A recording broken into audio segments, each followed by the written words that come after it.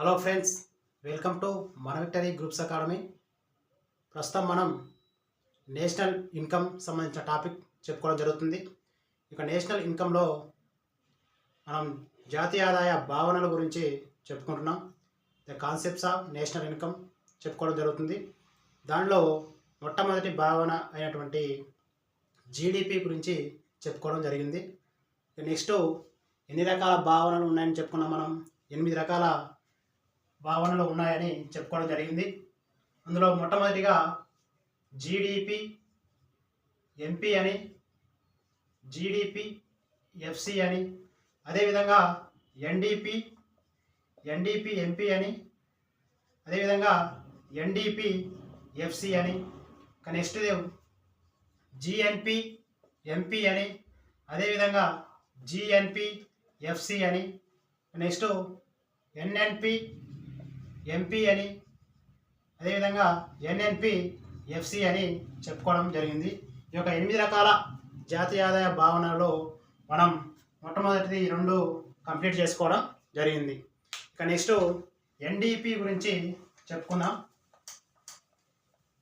ఈ యొక్క ఎన్డిపి అనేది ఏ విధంగా వస్తుందో ఒకసారి చూద్దాం.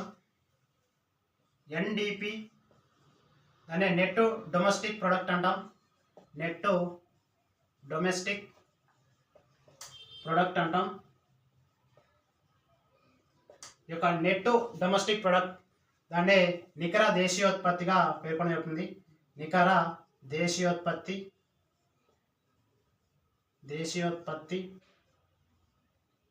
యొక్క నికర దేశీయోత్పత్తి అని చెప్పుకోవడం జరుగుతుంది. మరి ఎన్డిపి అంటే చూద్దాం. ఇప్పుడు ప్రస్తుతం మనం జీడిపి అంటే ఏదో చూద్దాం. జీడిపి అనేది ఆల్రెడీ తెలుసుకున్నాం. దాన్ని ఏమంటారు? C plus I plus G plus X minus M అని దాన్ని స్థూల దేశీయోత్పత్తి, దాన్ని గ్రాస్ డొమెస్టిక్ ప్రొడక్ట్గా చెప్పుకోవడం జరిగింది. ఈ gross domestic product GDP equal to C plus I plus G plus X minus ఎంగా చెప్పుకోవడం జరిగింది. మరి దాన్నే ఎన్డిపి ఏ విధంగా చెప్తామంటే NDP equal to C plus I plus G plus X minus M minus D చేస్తాం. మైనస్ డి అంటే ఏంది? డిప్రిసియేషన్. ఏం లేదు, సింపుల్గా స్థూల దేశోత్పత్తికి నికర దేశోత్పత్తికి మధ్య తేడా ఏంటి అంటే ఈ యొక్క డిప్రిసియేషనే, అంటే తరుగుదల మాత్రమే, అంతే.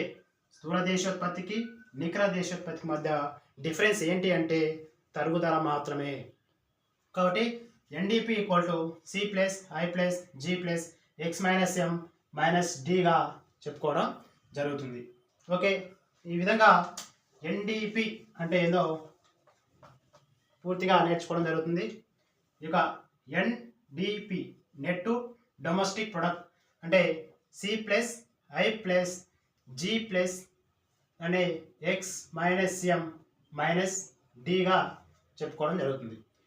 డి మీన్స్ డిప్రిసియేషన్ అంటే తరుగుదల. Okay, NDP equal C plus I plus G plus X minus M, దాన్నే తరుగుదల అంటాం. మరి దేనిలో తరుగుదల ఉంటుంది అంటే ఆల్రెడీ చెప్పుకున్నాం, ఓన్లీ ఇక ఐలో మాత్రమే తరుగుదల అనేది ఉండడం జరుగుతుంది. ఈ తరుగుదల ఐలో మాత్రమే ఉంటుంది. దాన్నే ఐలో తరుగుదల అని, దాన్ని యంత్రాలలో తరుగుదల అని, లేదా దాన్ని యంత్ర పరికరాలలో తరుగుదల అని చెప్పుకోవడం జరిగింది. Already NDP equal to C plus I plus G plus X minus M minus డిగా చెప్పడం జరుగుతుంది. మరి దీనిని ఏ విధంగా చెప్పొచ్చు? ఇంకో విధంగా NDP equal to GDP minus depreciation అని కూడా చెప్పవచ్చు, అంతే కదా. ఇంతవరకు ఏమనుకున్నాం మనం? C plus I plus G plus X minus ఎంని జీడిపి అని కూడా అంటాం, అంతే కదా. C plus I plus G plus X minus ఎంని జీడిపి అని రాయొచ్చు. జీడిపి నుంచి తరుగుదలను తీసేస్తే వచ్చేదే ఎన్డిపిగా చెప్పుకోవడం జరుగుతుంది, అంతే కదా. NDP equal to GDP minus depreciation చేస్తే నికర దేశీయోత్పత్తి అనేది రావడం జరుగుతుంది.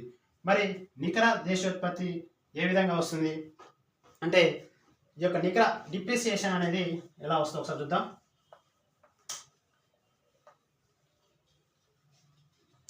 ఇప్పుడు డిప్రిసియేషన్ తరుగుదల అనేది ఒకవేళ శూన్యమైంది అనుకుందాం.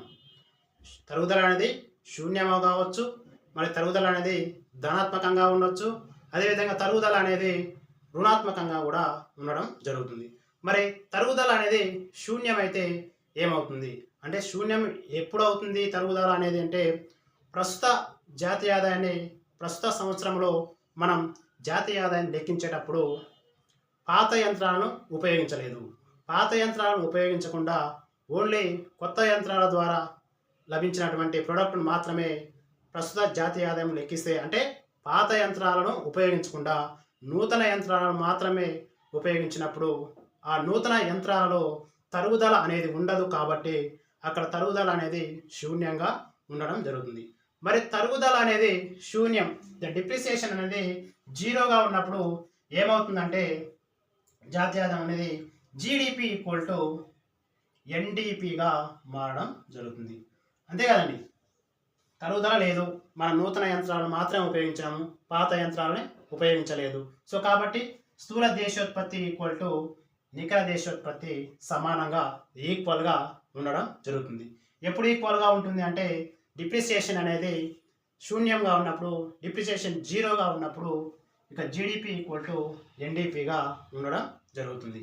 ఓకే, అదేవిధంగా ఇప్పుడు తరుగుదల అనేది ధనాత్మకంగా ఉంది అనుకుందాం. తరుగుదల అనేది ధనాత్మకంగా ఉంది, అప్పుడు ఏమవుతుంది, డిప్రిసియేషన్ అనేది ధనాత్మకంగా ఉంది, అప్పుడు ఏమవుతుంది, ఇప్పుడు GDP equal to GDP greater than ఎన్డిపిగా మారడం జరుగుతుంది. ఏ విధంగా, ఇప్పుడు డిప్రిసియేషన్ అనేది ధనాత్మకమైనప్పుడు, డిప్రిసియేషన్ అనేది ధనాత్మకమైనప్పుడు, డిప్రిసియేషన్ అనేది పాజిటివ్ నేచర్లో లేదా ధనాత్మకంగా ఉన్నప్పుడు, ధనాత్మకం అయినప్పుడు జీడిపి గ్రేటర్ దాన్ ఎన్డిపిగా కావడం జరుగుతుంది. ఎలా అవుతుంది అంటే, ప్రస్తుతం జాతీయ ఆదాయం లెక్కించేటప్పుడు నూతన యంత్రాలతో పాటు పాత యంత్రాలను కూడా లెక్కలోకి తీసుకున్నప్పుడు, అంటే పాత యంత్రాలు అంటే గత సంవత్సరంలో ఉపయోగించిన యంత్రాలు కావచ్చు, 2-3 సంవత్సరాల క్రితం ఉపయోగించిన యంత్రాలు కావచ్చు, ఆ యంత్రాలని ప్రస్తుతం కూడా ఉపయోగించినాం. కాబట్టి పాత యంత్రాలలో తరుగుదల ఉంటుంది. కాబట్టి ప్రస్తుత సంవత్సరంలో లేదా ప్రస్తుత ఆర్థిక సంవత్సరంలో మనం జాతీయ ఆదాయాన్ని లెక్కించినప్పుడు ఆ యొక్క తరుగుదలను తొలగించి నెట్ డొమెస్టిక్ ప్రొడక్ట్ని లెక్కగట్టడం జరుగుతుంది. అదే తరుగుదల అనేది తొలగించకుండా చేస్తే దాన్ని జీడిపి అంటాం. లేదా తరుగుదలను తొలగించి మనం జాతీయాన్ని లెక్కిస్తే దాన్ని ఎన్డిపి నికర దేశీయోత్పత్తిగా చెప్పడం జరుగుతుంది. ఎగ్జాంపుల్ ఏంది చూద్దాం ఒకసారి. ఇప్పుడు ఎగ్జాంపుల్కి ఇప్పుడు జీడిపి అనేది GDP equal to C plus I plus G plus X minus M అన్నాం. ఇప్పుడు దీనిలో ఏముంది, తరుగుదల అనేది ఉన్నది. దీనిలో పాత యంత్రాలు వాడినాం. పాత యంత్రాలు అనేవి ఉన్నాయి. ఆ తరుగుదల అనేది మనం తీయకుండా ఉన్నప్పుడు GDP equal C plus I plus G plus X minus ఎంగా అనుకుందాం. ఇప్పుడు పాత యంత్రాలు విలువ ఎగ్జాంపుల్ ఒక ట్రాక్టర్ అనుకుందాం. ట్రాక్టర్ విలువ ఎగ్జాంపుల్ ఒక 3 lakhs అయింది. 3 lakhs అయింది. 3 lakhs అయినప్పుడు దాని వాల్యూ ఎంత, పాత యంత్రాల విలువ 3 lakhs.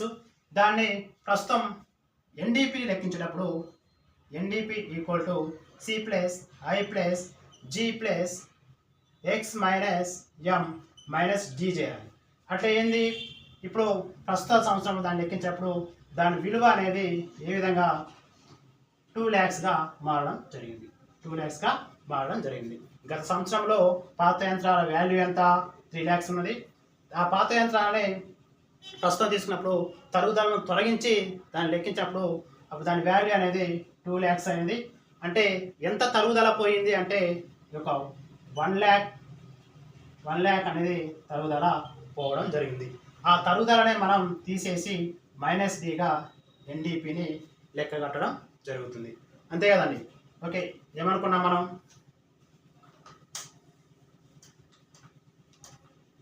ఇప్పుడు జాతీయ ఆదాయం అనేది ఒక 100 కోట్లు ఉందనుకున్నాం. జాతీయ ఆదాయం అనేది 100 crores ఉంది. ఈ జాతీయ ఆదాయం ఎప్పుడు తరుగుదల తీయలేదు, తరుగుదల తొలగించలేదు. అప్పుడు జీడిపి వాల్యూ 100 crores అనుకుందాం. 100 crores అయితే తరుగుదల ఇప్పుడు తరుగుదల తీయనప్పుడు ఎంత ఉంది? 3 lakhs ఉంది. తరుగుదల గత సంవత్సరం 2-3 సంవత్సరాల తర్వాత ప్రస్తుత జాతీయ ఆదాయం లెక్కించినప్పుడు తరుగుదల తీసేయగా ప్రస్తుతం ఆ పాత యంత్రాల విలువ ఎంతకు వచ్చింది? 2 lakhs అయింది. అంటే ఎంత తరుగుదల పోయింది? ఇక్కడ వాల్యూ ఎంత అయింది? 1 lakh అనేది తరుగుదల వాల్యూ తీసేయడం జరిగింది. ఆ 1 lakh అనేది 100 ఎన్డీపీని లెక్కించేటప్పుడు ఏమనుకున్నాం? C plus I plus G plus X minus M minus D చేసి ఎన్డీపీని లెక్కెట్టినాం. లెక్కెట్టినప్పుడు ఇప్పుడు ఎంత అవుతుంది జాతీయ ఆదాయం అనేది? 1 lakh తీసేయాలి కదా, తరుగుదల మైనస్ డి డిప్రిసియేషన్ చేయాలి కదా. తీసేయాలన్నప్పుడు ఈ 100 crores జాతీయ ఆదాయం నుంచి ఈ యొక్క 1 lakh తీసేస్తే ఎంత అనేది ఎన్డీపీగా చెప్పుకోవడం జరుగుతుంది. అప్పుడు ఎంత అవుతుంది? 99,99 లక్షలు అనేది రావడం జరుగుతుంది. దాన్ని 99.99 crores చెప్పడం జరుగుతుంది. అంతే కదా. 1 lakh తీసేసిన తరుగుదల తీసేయగా మిగిలిన ఏంటంటే 99.99 కోట్లుగా జాతీయ దేశీయోత్పత్తి, నికర దేశీయోత్పత్తి అనేది ఉండడం జరిగింది. ఇప్పుడు ఏది ఎక్కువగా ఉంటుంది అంటే జీడిపి ఎక్కువగా ఉంటుంది ఎన్డీపీ కంటే, అంతే కదా. అందుకనే మనం ఏమని రాయాలి? అప్పుడు తరుగుదల అనేది ధనాత్మకం ఉంటే ఇప్పుడు ఏమని రాస్తాం? జీడిపి గ్రేటర్ దాన్ ఎన్డీపీగా చెప్పడం జరుగుతుంది. సో తరుగుదల ధనాత్మకం ఉంటే జీడిపి గ్రేటర్ దాన్ ఎన్డీపీగా మారడం జరుగుతుంది. Okay, this is the concept. Okay, ఈ విధంగా ఉంది. ఒకవేళ తరుగుదల అనేది రుణాత్మక అయింది అనుకుందాం. రుణాత్మకం అంటే తరుగుదల అనేది రుణాత్మకం అనేది ఉండదు, అయితే ధనాత్మకమైనా అవుతుంది లేదా శూన్యమైనా అవుతుంది.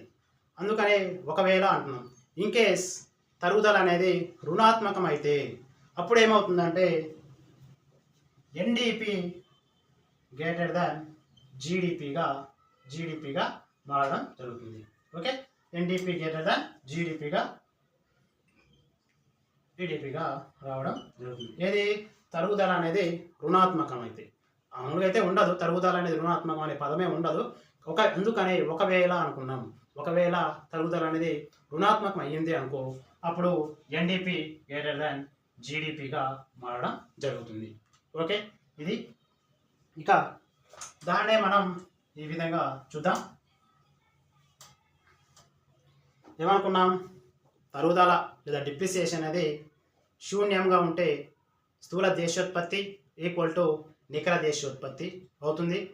అదేవిధంగా తరుగుదల లేదా డిప్రిసియేషన్ అనేది ధనాత్మకం అయితే అప్పుడు ఏమవుతుంది?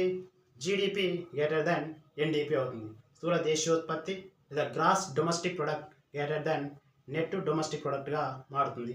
అదే ఒకవేళ ఇన్ కేస్ తరుగుదల అనేది రుణాత్మకం అయిందనుకో, అప్పుడు ఏమవుతుంది?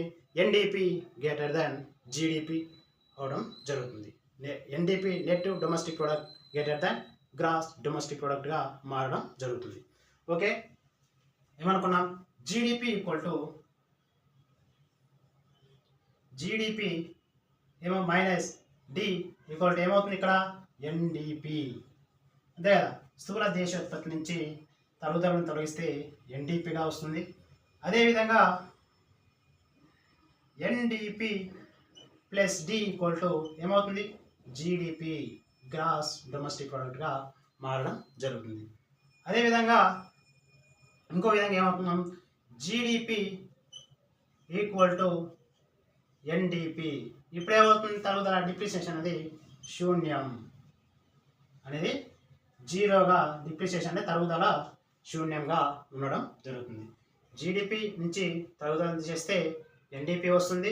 గ్రాస్ డొమెస్టిక్ ప్రొడక్ట్ నుంచి డిప్రిసియేషన్ తీసేస్తే ఎన్డీపీ నెట్ డొమెస్టిక్ ప్రొడక్ట్ వస్తుంది. అదేవిధంగా ఎన్డీపీ నెట్ డొమెస్టిక్ ప్రొడక్ట్కి తరుగుదలను కలిపితే జీడిపి గ్రాస్ డొమెస్టిక్ ప్రొడక్ట్ అనేది రావడం జరుగుతుంది.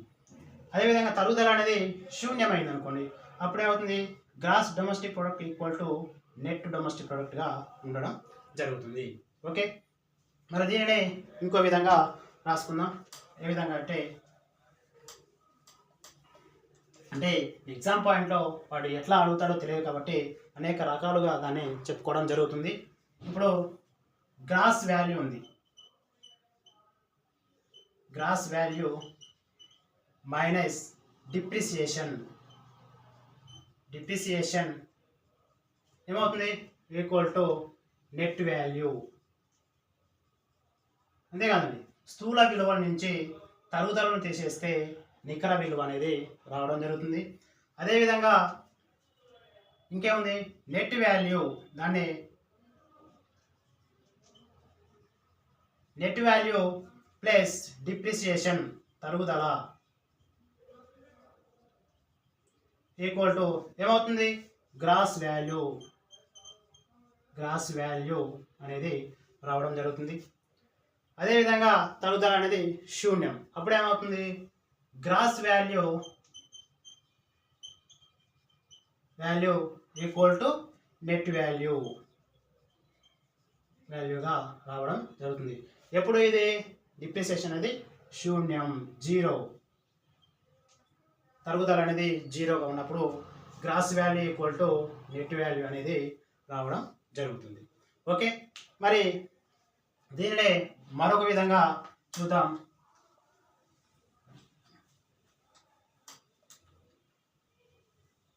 వాడు ఏ విధంగా అయినా అడగొచ్చు కాబట్టి అన్ని రకాలుగా నేర్చుకోవడం జరుగుతుంది. దాన్నే షార్ట్ కట్గా ఏమైనా అవసరం.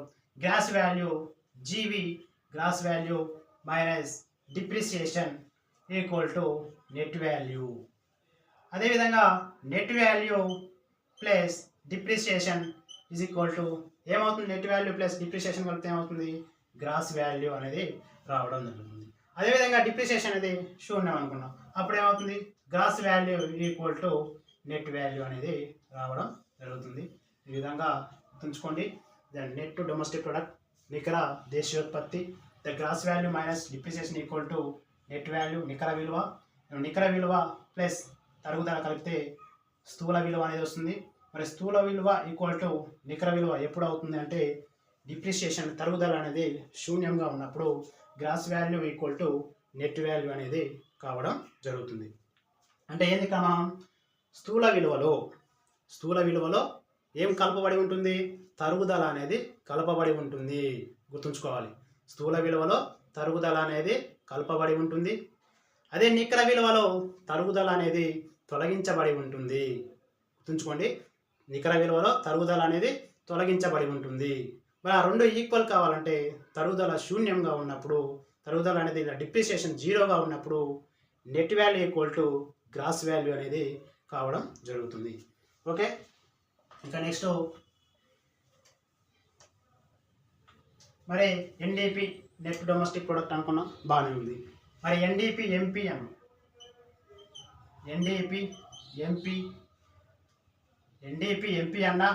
ఎన్డీపీ అన్నా ఒకటే చెప్పుకున్నాం, అవునా కదా? ఇప్పుడు జీడిపి అని ఏమనుకున్నాం?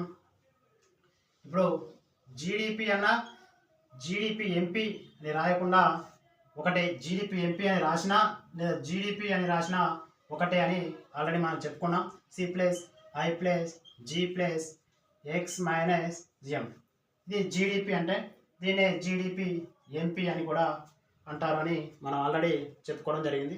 అంటే ఓకే, నెక్స్ట్ మరి ఎన్డీపీ ఈక్వల్ టు C+I+G+X-M-D.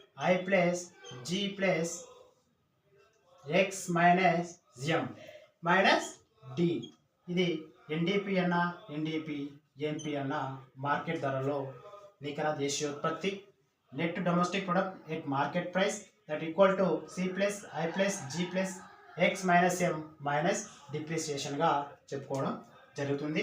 మరి ఎన్డీపీ ఎఫ్సి అంటే కారకాల ధరలో నికర దేశీయోత్పత్తి. మరి NDP FC equal to C+I+G+X-M-D.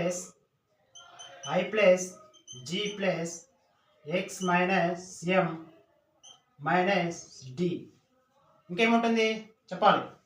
Net domestic product కారకాల ధరలో చూస్తున్నాం. కారకాల ధరలో చూసినప్పుడు ఇంతవరకే మనం ఏమనుకున్నాం? జీడిపి ఎంపీ అనుకున్నాం. జీడిపి స్థూల దేశీయోత్పత్తి మార్కెట్ ధరలు. ఇక్కడ మార్కెట్ ధరలు ఉన్నాయి కాబట్టి మనం ఏం చేయాలి ఇప్పుడు మైనస్ టీఐ ప్లస్ సబ్సిడీ అనేది చేయాలి. ఈ మైనస్ టీఐ ప్లస్ సబ్సిడీ ఎందుకు చేస్తామంటే ఇంతవరకు జీడిపి ఎంపీ మార్కెట్ ధరలో జీడిపి స్థూల దేశీయోత్పత్తి అట్ మార్కెట్ ప్రైస్, దీనిని మార్కెట్ ధరలో ఉంది కాబట్టి ఈ కారకాల ధరలో పరోక్ష పన్నులు ఉండవు కాబట్టి మైనస్ టీఐ చేసినాం. ఓకే, అదేవిధంగా మరి కారకాల ధరల్లో నికర దేశీయోత్పత్తి లెక్కడుతున్నాం కాబట్టి ఈ యొక్క కారకాల ధరల్లో ఏముండవు, పరోక్ష పన్నులు ఉండవు కాబట్టి దాన్ని తొలగించినాం. మరి కారకాల ధరల్లో లేదా ఫ్యాక్టర్ కాస్ట్లో ఏమి ఉంటాయంటే సబ్సిడీలు ఉంటాయి కాబట్టి ప్లస్ సబ్సిడీ అనేది చేయడం జరిగింది. ఇంతే అండి. NDP FC equal to C plus I plus G plus X minus M minus D T plus TI plus సబ్సిడీగా చేయడం జరుగుతుంది. ఓకే, నెక్స్ట్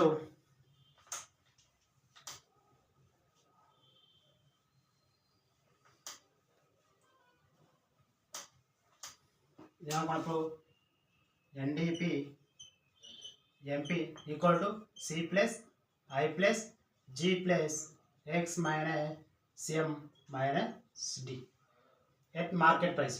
మరి ఫ్యాక్టర్ కాస్ట్లో NDP FC equal to C plus I plus G plus X minus M minus TI plus subsidy minus D చెప్పడం జరుగుతుంది.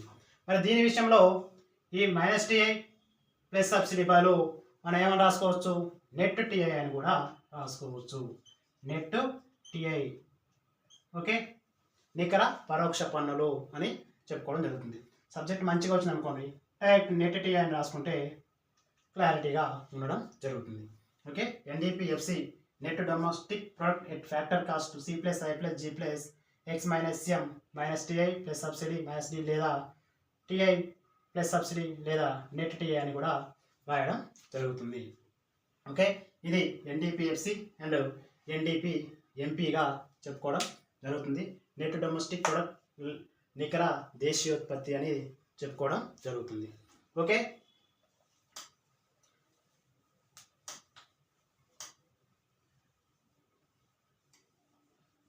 ఇంకో చిన్న concept, మనం GDP equal to C plus I plus G plus X minus M అను. NDP equal to C plus I plus G plus X minus M minus D అను. Okay, మరి ఇక్కడ నికర దేశీయోత్పత్తిని లెక్క చేస్తున్నాం కాబట్టి మనం ఏమనుకున్నాం మైనస్ డి చేసినాం. ఓకే, డిప్రిసియేషన్ తీసేస్తే నెట్ డొమెస్టిక్ ప్రొడక్ట్ అనేది వస్తుంది అని మనం అనుకున్నాం. కానీ మరి జీడిపి స్థూల దేశీయోత్పత్తి C plus I plus G plus X minus ఎం, మరి ఇక్కడ మైనస్ డి చేసినాం కదా, మరి ఇక్కడ ప్లస్ డి చేస్తావా? అంతే కదా, స్థూల దేశీయోత్పత్తి వస్తున్నాం, నికర దేశోత్పత్తి కాబట్టి మనం తరుగుదలను తీసేస్తున్నాం, మైనస్ డి చేస్తున్నాం. ఓకే, కరెక్టే, బాగానే ఉంది. మరి స్థూల దేశోత్పత్తి C plus I plus G plus X minus M plus D అన్నాం అనుకో, మొత్తం పోతుంది.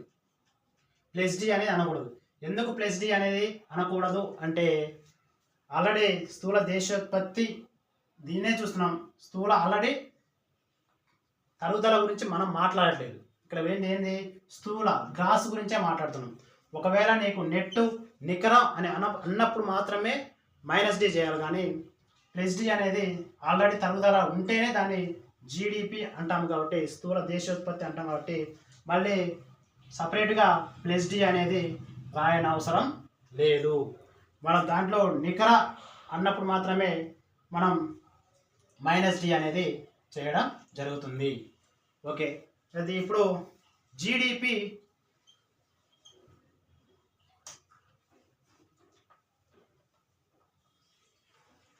ఏం చేస్తున్నాం సార్, డైరెక్ట్ ఎన్డిపి అనుకున్నాం. NDP equal to GDP minus D. ఇక్కడ చేయొచ్చు, ఇక్కడ జీడిపి మైనస్ డి చేయొచ్చు. ఎందుకు చేయొచ్చు అంటే మనం నికరం కనుక్కోవాలి కాబట్టి, నెట్ డొమెస్టిక్ ప్రొడక్ట్ను కనుక్కోవాలి కాబట్టి గ్రాస్ డొమెస్టిక్ ప్రొడక్ట్ నుంచి మైనస్ డి అనేది ఇక్కడ చేయాలి. కానీ దీనికి ప్లస్ డి అనేది డిప్రిసియేషన్ అనేది కలపకూడదు. దీనికి ఎన్డిపి నెట్ వాల్యూ కనుక్కోవడం మాత్రమే net domestic product equal to GDP minus D depreciation అనేది అనడం జరుగుతుంది. ఓకే, ఇది నెట్ డొమెస్టిక్ ప్రొడక్ట్ నికర దేశీయోత్పత్తి. ఓకే, నెక్స్ట్ క్లాస్లో మిగతా కాన్సెప్ట్స్ అనేది చెప్పుకోవడం జరుగుతుంది. ఓకే అండి, ఈ విధంగా మన క్లాసులు అనేవి చెప్పడం జరుగుతుంది. ఇక మన విక్టరీ గ్రూప్స్ అకాడమీ యూట్యూబ్ ఛానల్ని సబ్స్క్రైబ్ చేయండి, లైక్ చేయండి అండ్ షేర్ చేయండి. Thank you.